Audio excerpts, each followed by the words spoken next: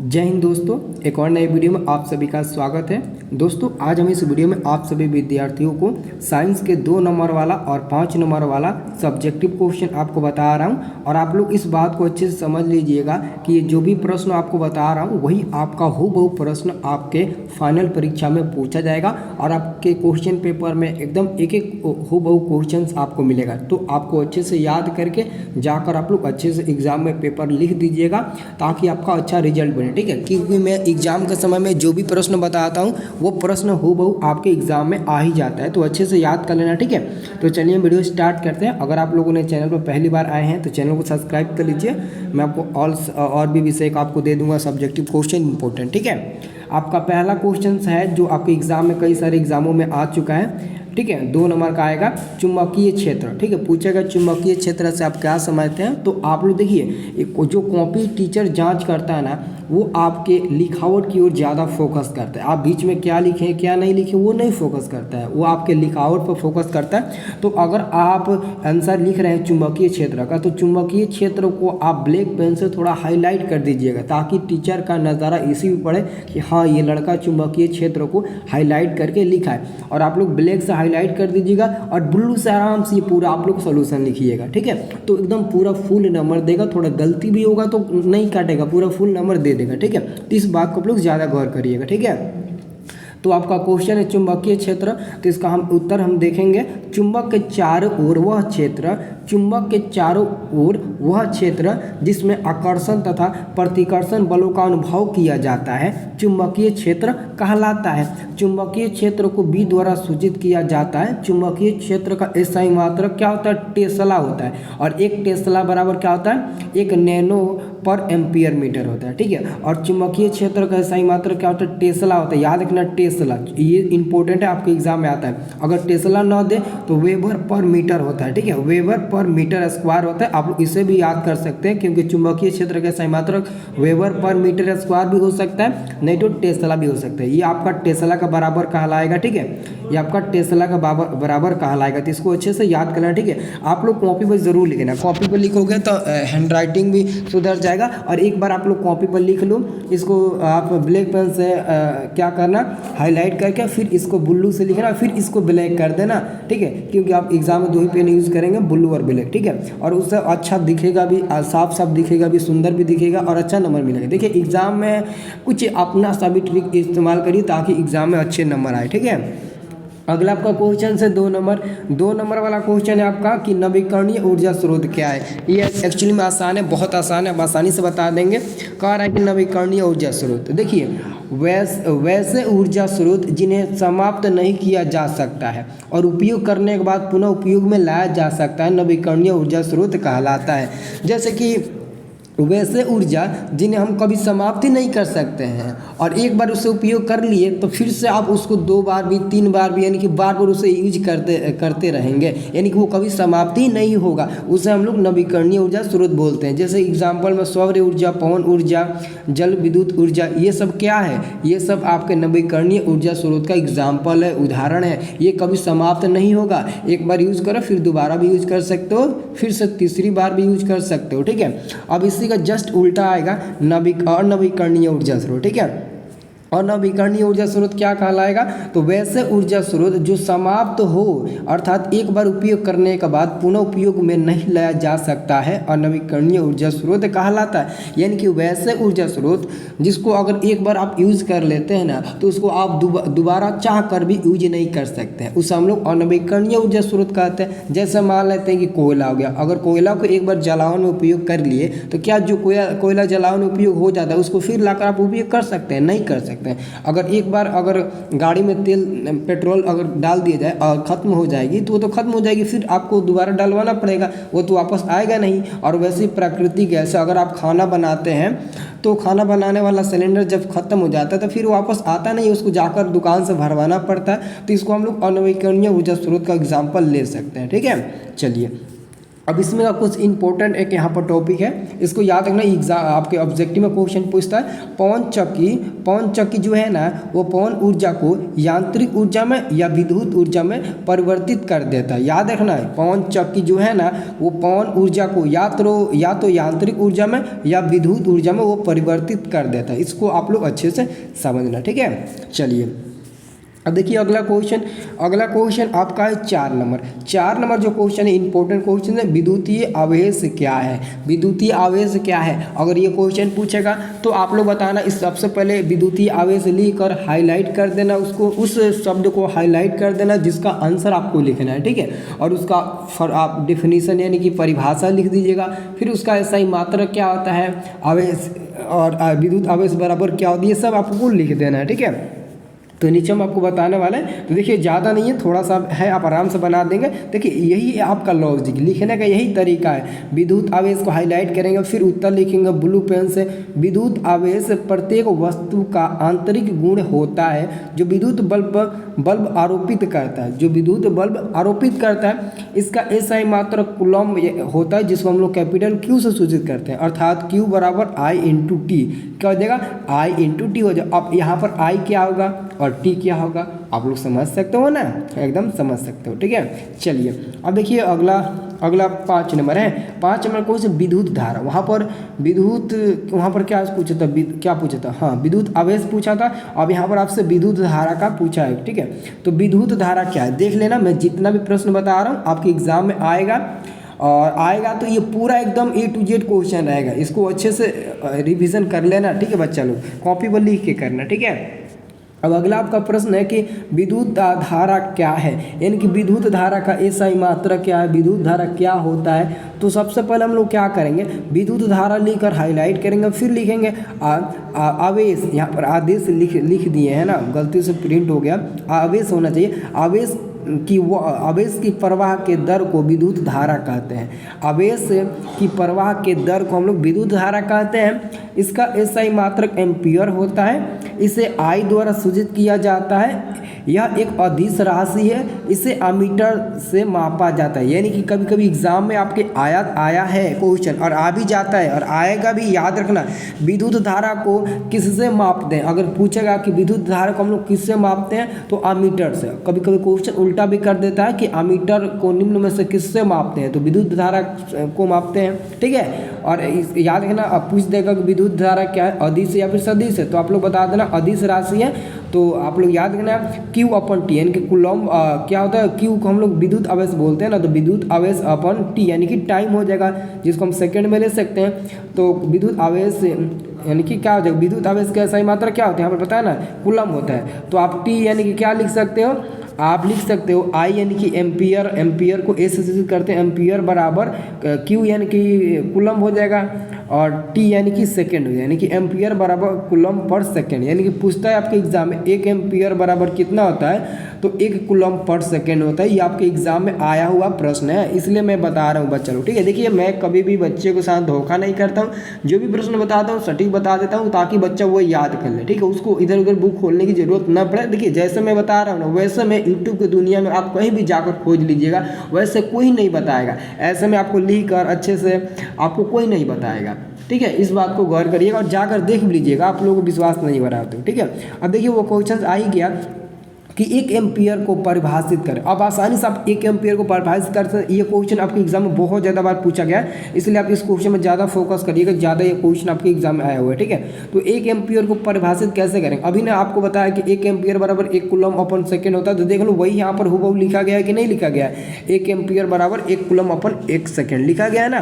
तो हम लोग इसका परिभाषा कैसे देंगे, जब किसी चालक से 1 सेकेंड में 1 कूलम आवेश प्रवाहित हो तो उस चालक से प्रवाहित धारा 1 एम्पियर कहलाती है। यानी कि आप ऐसे लिख सकते हो, जब किसी चालक से 1 सेकेंड में 1 कूलम आवेश प्रवाहित हो तो उस चालक से प्रवाहित धारा जो होती है उसी को हम लोग क्या बोलते हैं, 1 एम्पियर बोलते हैं, ठीक है। ये आप लोगों को लिख देना है, ठीक है। अब देखिए बच्चा लोग देखिए जो भी बच्चे लोग हमारे अभी तक वीडियो को लाइक नहीं किए उनसे रिक्वेस्ट है कि आप लाइक कर दो और कमेंट जरूर करना। कमेंट करोगे, लाइक करोगे तो वीडियो ज़्यादा वायरल होगा, और वायरल होगा तो आप सभी का सपोर्ट मेरे को बना रहेगा। और मैं इतना कसम से बोलता हूँ ना कि जैसे मैं आपको ये साइंस का बता रहा हूँ ना क्वेश्चन, वैसे मैं आपको हर सब्जेक्ट का बता दूंगा एग्जाम से पहले, और आप लोग अच्छे से रिवीजन भी कर लोगे, याद भी कर लोगे। माँ सरस्वती का आपके पास से आशीर्वाद है कि कोई भी बच्चा एग्जाम में फेल नहीं होगा, सब बहुत ही अच्छे नंबर से पास होंगे, मेरी बात मानना, ठीक है। चलिए 7 नंबर क्वेश्चन है आपका, विभवांतर से आप क्या समझते हैं? विभवांतर से आप क्या समझते हैं? देखिए विभवांतर यानी कि आगे आपको बताएंगे, ठीक है। तो देखिए सबसे पहले तो आपको विभवांतर को हाईलाइट कर देना, आप क्वेश्चन उसका उत्तर लिखना है। दो विभुओं के बीच के अंतर को विभवांतर कहते हैं। आसान सा परिभाषा लिख देंगे। देखिए साइंस में ये जरूरी नहीं होता है कि आप इतना छोटा क्वेश्चन से और इतना बड़ा क्वेश्चन से और इतने छोटे में इसका आंसर दे रहे हो, ये मायने नहीं रहता है। आप सही आंसर दे रहे हैं या गलत दे रहे हैं, ये मायने रहता है। तो मैंने तो सही आंसर दिया। दो विभुओं के बीच के अंतर को विभवांतर कहते हैं। अब इसमें लिख दिया, इससे कैपिटल V द्वारा सूचित करते हैं। इसका ऐसा ही मात्रक वोल्ट होता है, और एक नीचे यहाँ पर ऐसे तीर का निशान देकर भी लिख दिया, विभवांतर को वोल्ट मीटर द्वारा मापा जाता है। तो थोड़ा लंबा क्वेश्चन हो गया, और 2 नंबर के लिए इतना लंबा क्वेश्चन बहुत ज़्यादा है। 2 नंबर का क्वेश्चन कहा था कि कम से कम 20 शब्दों में आप लोग लिखो, तो ये 20 सबसे ज़्यादा ही आपको मिल जाएगा, ठीक है। और नहीं यकीन हो रहा था गिन कर आप लोग देख लेना, ठीक है। देखिए 1 2 3 4 5 6 7 8 9 10, यही आपका 10 हो गया। तो 10 से 10 20 30 यानी कि लगभग 40 के आसपास हो ही जाएगा। बट आप लोग उतना ध्यान मत देना, आप लोग केवल क्वेश्चन लिखना, ठीक है। ये वाला एग्जाम में आएगा, ऑब्जेक्टिव में याद करना। कब पूछेगा विभवांतर किससे मापते हैं, तो वोल्ट मीटर द्वारा मापते हैं। विभवांतर का सही मात्रक क्या होता है, वोल्ट होता है, ठीक है। याद रखना वोल्ट। विभवांतर का सही मात्रक क्या होता है जी, वोल्ट होता है। इसको आप लोग अच्छे से याद रखना, ठीक है।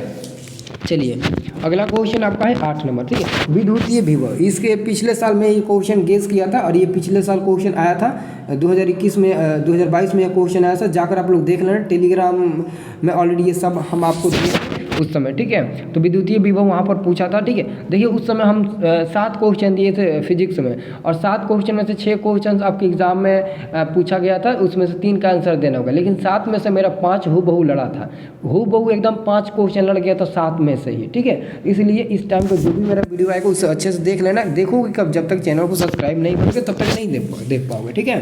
तो यहाँ पर आपका 8 नंबर क्वेश्चन है कि विद्युतीय विभव क्या है। तो सबसे पहले हम लोग विद्युतीय विभव लिख कर डैश देंगे, फिर लिखेंगे इकाई धन आवेश को अनंत से विद्युतीय क्षेत्र के किसी एक बिंदु तक ले जाने में किया गया कार्य की मात्रा को उस बिंदु का विद्युतीय विभव कहते हैं। इसे V द्वारा सूचित किया जाता है। इसका SI मात्रक वोल्ट होता है। इसका SI मात्रक क्या होता है, वोल्ट होता है, यानी कि इसका SI मात्रक वोल्ट होता है।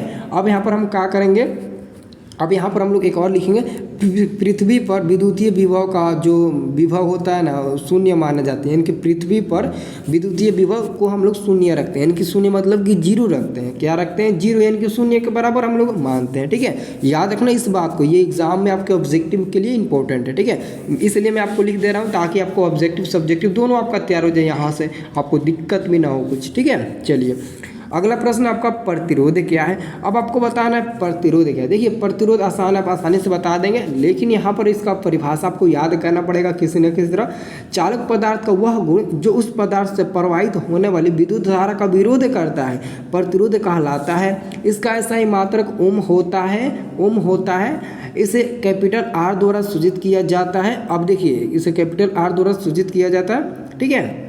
अब देखिए इसे कैपिटल R द्वारा सूचित किया जाता है, और साथ में देखो कभी कभी हम R के द्वारा भी सूचित कर देते हैं। कभी कभी इसे ऐसे ओम होता है, तो कभी कभी इससे भी द्वारा सूचित किया जाता है। तो देखिए इसमें कोई दिक्कत नहीं है। ऑलरेडी प्रतिरोध का सही मात्रक ओम होता है, तो ओम को हम यहाँ पर ऐसे भी लिख सकते हैं, और ऑलरेडी इसको कैपिटल R से सूचित करते हैं। लेकिन बहुत जगह इसको हम लोग स्मॉल r से भी सूचित करते हैं, लेकिन यहाँ पर स्मॉल r कैपिटल R पर ध्यान नहीं देना। बस आपको ध्यान यहाँ पर देना है कि यहाँ पर देखिए ये आपका R नहीं होगा, इसे ऐसे सूचित करते हैं, ऐसे ये वाला ओम होगा। यहाँ पर गलती से R हम लिख दिए, बट कोई बात नहीं, आपको ये वाला याद रखना। ऐसे हम लोग ओम को सूचित करते हैं, इसे ओम के द्वारा सूचित किया जाता है। और ओम बराबर आपका क्या हो जाएगा, यहाँ पर आपका ओम बराबर क्या हो जाएगा, ओम बराबर आपका हो जाएगा R बराबर क्या हो जाएगा, V/I। यानी कि ओम को आप R भी लिख सकते हैं, इसमें कोई दिक्कत नहीं है। आप लोग काटना मत, ठीक है, क्योंकि ऑलरेडी हम ओम के नियम कौन सा क्या जानते हैं। ओम के नियम कौन सा हम लोग जानते हैं, आर बराबर वी बटे आई, वी बटे ऑलरेडी हम लोग ओम के नियम से अनुसार जानते हैं। और यहाँ पर आर क्या, आर प्रतिरोध है, तो आर को हम लोग आसानी से लिख सकते हैं। देखिए गलती नहीं है, एकदम सही है। ऑलरेडी उसका एसआई मात्रक ओम होता है जिसको हम लोग ऐसे सूचित करते हैं, ठीक है। बट आपका आर सही है, कहीं भी गलती आप लोग मत करना, ठीक है, सही है, ठीक है। अब चलिए अगला क्वेश्चन देखिए। अगला क्वेश्चन का फिगर है 10 नंबर है, चुंबकीय क्षेत्र रेखाएं या चुंबकीय बल रेखाएं आपको बनाना। देखिए इसका फिगर मैं बना नहीं पाया, इसलिए बना नहीं पाया क्योंकि इसमें फिगर आपको देंगे तो आपको थोड़ा दिक्कत होगा, ठीक है, और इसलिए मैं नहीं दे पाया। लेकिन इस क्वेश्चन को आप कॉपी में नोट कर लीजिए। जब आप अपने बुक निकालिएगा फिजिक्स का ना, तो उसमें ऐसे करके दिया होगा, ठीक है, ऐसे करके दिया होगा। मैं आपको थोड़ा बहुत बता देता हूँ, ऐसे करके दिया होगा, ठीक है, ऐसे घूर्णित किया गया होगा, ऐसे घूर्णित, ऐसे आप जाकर देख लेना, उसमें ऐसे मतलब तार लिपटा होगा, ठीक है। तो एक बार आप इस बुक निकाल कर देखिएगा, एकदम छोटा है, केवल उसका फिगर बना देना, बहुत छोटा फिगर है। और ये वही फिगर है, यानी कि डायग्राम आपके बोर्ड एग्जाम में 2 नंबर के लिए आता है। तो इसको एक बार बुक निकाल कर जरूर देखना। देखिए बच्चे लोग, मैं बोल रहा हूँ ना, अगर इस क्वेश्चन को एक बार बुक निकाल कर देखते हो तो बुक निकालोगे तो 2 क्वेश्चन है आपको सीखने को मिलेगा। हो सकता है कि उस क्वेश्चन में पढ़ेंगे तो कुछ नया ऑब्जेक्टिव मिल जाएगा, कुछ सब्जेक्टिव मिल जाएगा, कुछ सीखने को मिल जाएगा। और बुक खोलेंगे तो कुछ ना कुछ नया क्वेश्चन जरूर आपको देखने को मिलेगा। इससे यही फायदा होता है। तो कभी भी नज़रअंदाज मत करना, क्योंकि ये शिक्षा है। शिक्षा आप किसी दूसरे के लिए नहीं कर रहे हैं। आप शिक्षा प्राप्त कर रहे हैं तो आप अपने के लिए प्राप्त कर रहे हैं, किसी दूसरे के लिए प्राप्त नहीं कर रहे हैं कि आपको ज़्यादा प्रॉब्लम हो जाएगी, ज़्यादा दिक्कत हो जाएगी, ठीक है। ये सब आपके लिए, ये सब सीक्रेट बात है ना। आप जितना शिक्षा लो उतना आप महान, ठीक है। अब देखिए अगला आपका प्रश्न है 11 नंबर प्रश्न है फ्लेमिंग के वाम हस्त नियम। देखिए अब आपको फ्लेमिंग का वाम हस्त नियम बताना है, ठीक है। ऑलरेडी इसका मैं फिगर नहीं बना पाया, ठीक है, लेकिन आप लोग फिगर नहीं भी बनाओगे तो चलेगा, लेकिन आप लोग फिगर बनाना तो जरूरी है। बट यहाँ पर मैं नहीं बना पाया, ठीक है। अब इसका नियम समझ लीजिए, ठीक है। फ्लेमिंग के वाम हस्त का नियम, अपने बाएं हाथ की तर्जनी मध्यमा और अंगूठे के परस्पर लंबवत यानी कि 90 डिग्री के एंगल पर लंबवत इस प्रकार फैलाएं कि यदि तर्जनी चुंबकीय क्षेत्र की दिशा और मध्यमा धारावाही चालक पर लगने वाले बल की दिशा को व्यक्त करेगा, ठीक है। आपको इस प्रकार यानी कि 90 डिग्री के एंगल पर, 90 डिग्री का एंगल पर आपको बनाना है, ठीक है। तो इसका फिगर बनाया होता तो आपको समझा देता, बट फिगर नहीं बना पाया। अब देखिए ये क्वेश्चन आपके लिए इंपॉर्टेंट है, ये क्वेश्चन काफ़ी ज़बरदस्त है, ठीक है। क्वेश्चन आपका विद्युतीय चुंबक, जिसको अस्थायी चुंबक कहते हैं, और अस्थायी चुंबक में अंतर आपको बताएं, यानी कि अस्थायी और अस्थायी चुंबक में अंतर बताना है। तो सबसे पहले आप लोग लिखिएगा, आप लोग ऐसे 2 भागों में बांट लीजिएगा, इधर अस्थायी इधर अस्थायी आप लोग करके लिखिएगा। लेकिन मैं आपको यहाँ पर अलग अलग बता रहा हूँ समझाने के लिए, ठीक है। अस्थायी चुंबक का पहला आप लोग देखिए इसका अंतर क्या है। यह एक अस्थायी चुंबक है और यह प्रबल चुंबकीय बल लगा सकता है, इसे विद्युतीय चुंबक भी कहते हैं, ठीक है। ये आपका 3 अंतर हो गया। अब इस अस्थायी चुंबक में कह रहा है कि यह एक अस्थायी चुंबक है, इसका आकर्षण बल कमजोर होता है। अस्थायी चुंबक की शक्ति निश्चित होती है, यानी कि निश्चित होती है इसकी शक्ति, ठीक है।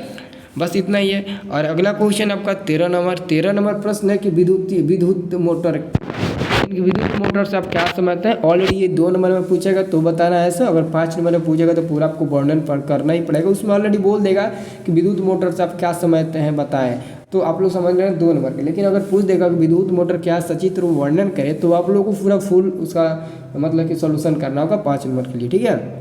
विद्युत मोटर एक ऐसी युक्ति है जो विद्युत ऊर्जा को यांत्रिक ऊर्जा में परिवर्तित कर देती है। विद्युत मोटर का उपयोग पंखे, कपड़ा धोने का मशीन इत्यादि में किया जाता है। अब यहाँ पर आप लोगों को एक बात ध्यान रखना है, आप लोगों को मैं ऑब्जेक्टिव में कई बार बताया हूँ कि विद्युत मोटर परिवर्तित करता है, ऐसे प्रश्न आता है ना, तो आप लोग ठीक लगाते हो कि यांत्रिक को विद्युत ऊर्जा में परिवर्तित कर देता है। तो बहुत लड़के बोलते हैं कि नहीं, विद्युत को यांत्रिक में बदल देता है, तो वही होगा। आपको पता है ना कि विद्युत मोटर क्या करता है, विद्युत ऊर्जा को यांत्रिक ऊर्जा में बदल देता है। तो आप लोग वही क्वेश्चन यहाँ पर थोड़ा मतलब कि ज़्यादा लंबा करने के लिए बना कर लिखना है कि विद्युत मोटर एक ऐसी युक्ति है जो विद्युत ऊर्जा को यांत्रिक ऊर्जा में परिवर्तित कर देती है।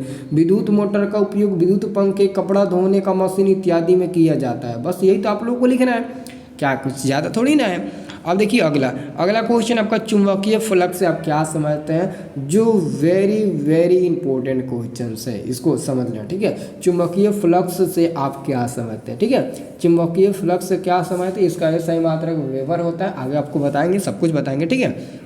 देखिए तो यहाँ पर आप लोग देख सकते हैं चुंबकीय फ्लक्स से लेकर आप लोग हाईलाइट कर दीजिएगा। उसके बाद से लिखिएगा समतल सतह पर चुंबकीय क्षेत्र से समतल सतह पर, ठीक है। क्वेश्चन क्या कह रहा है, सॉरी आंसर आपको क्या लिखना है, समतल सतह पर चुंबकीय क्षेत्र के अभिलंब घटक तथा सतह के क्षेत्रफल के गुणनफल के सतह को चुंबकीय फ्लक्स कहते हैं। इसका एसआई मात्रक वेबर होता है। इसका एसआई मात्रक क्या होता है, वेबर होता है। याद रखना, इसका एसआई मात्रक वेबर होता है, कभी भूलना मत, ठीक है। अब आपके आ गया विद्युत जनित्र। जैसे डायनेमो था वैसे विद्युत जनित्र है। विद्युत जनित्र को आप लोग क्या बोल सकते हैं, क्या बोल सकते हैं, डायनेमो भी बोल सकते हैं। विद्युत जनित्र को आप डायनेमो भी बोल सकते हैं। तो आपको पता है ना कि डायनेमो यानी कि विद्युत जनित्र क्या करता है, तो विद्युत जनित्र या डायनेमो, यहाँ पर लिखा गया ना डायनेमो, बोला था ना, इसको डायनेमो भी आप बोल सकते हैं। तो ये क्या करता है, यानी कि विद्युत जनित्र या डायनेमो एक ऐसी युक्ति है जो यांत्रिक ऊर्जा को विद्युत ऊर्जा में परिवर्तित कर देती है। यह क्या करता है,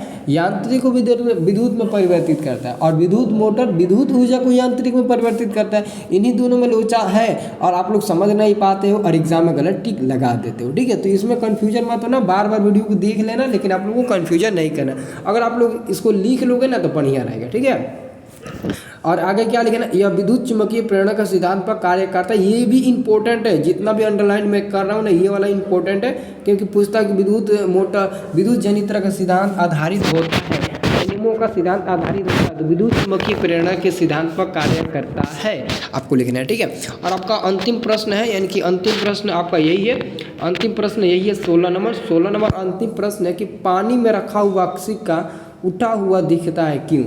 पानी में रखा हुआ सिक्का, जब आप लोग पानी में सिक्का रखते हैं, एक बाल्टी ले लीजिएगा, उसमें आप एक सिक्के को डाल दीजिएगा, और ऊपर से देखिएगा ना, वो सिक्का लगेगा खाड़ है, यानी कि थोड़ा तिरछा दिखाई देगा, यानी कि वो लगेगा नहीं कि वो पट है, वहाँ पर पट मतलब सोया हुआ है सिक्का, नहीं ऐसे दिखेगा, मतलब तिरछा है और वहाँ पर खड़ा हुआ दिखेगा आपको, ठीक है।